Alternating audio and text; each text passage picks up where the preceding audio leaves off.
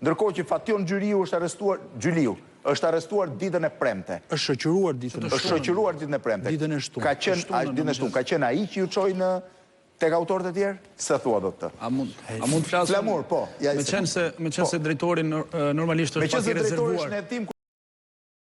Pak i rezervuar për shkak sekretet i morë, në fakt edhe ne TABC-s që ditën e djeshme i kemi siguruar emrat e 2 personave të parë të arrestuar. Vetëm një sekond, sa policia kanë marrë pjesë në operacion sot?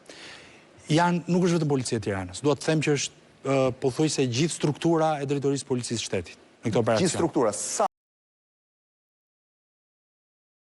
Durrësit, është policia e Fierit, policia e Vlorës në operacion, policia e Dibrës. A ka pasur dekonspirim 2 personat që nuk janë kapur? Jeni të sigurt? Shumë të sigurt. Ka qenë rastësi mos kapja atyre, pra nuk janë gjendur aty ose kishin ikur?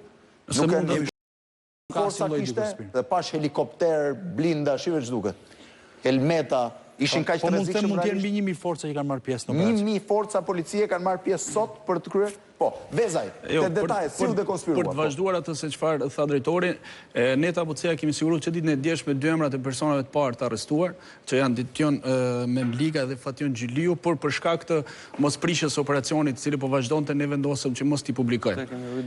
Në fakt, vazhdimi i pjesës ose zbulimi i personave në fjalë nga informacionet që kam është zbuluar nëpërmjet Fation Gjyliut.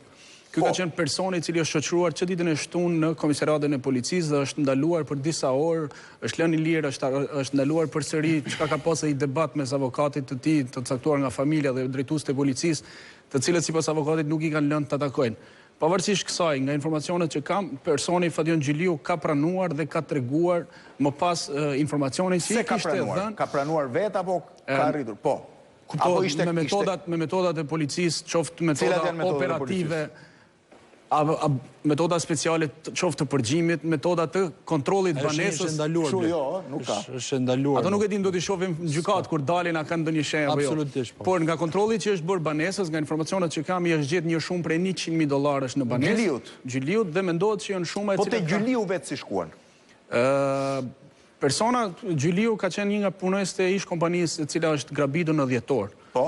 Nga informacionet operative të siguruar nga policia, dyshohej që ky ishte personi që përsëri kishte djenin lidhje me grabitjen e kryer dhe për këtë fakt është shoqëruar nga Lushnja, është shoqëruar së bashku. Pra policia kishte dyshim që në datën 3 dhjetor, në mos gaboj tani 2015, Gjyliu ishte në blind, ka punuar në atë kohë tek kompania Rogat.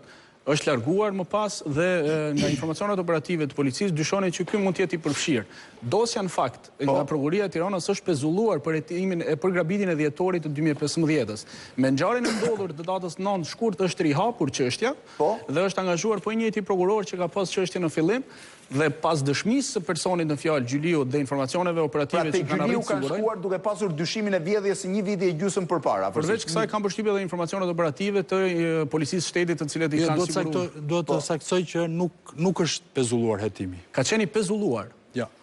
Nuk ka qenë i pezulluar. Nëse gjithsesi detaj pa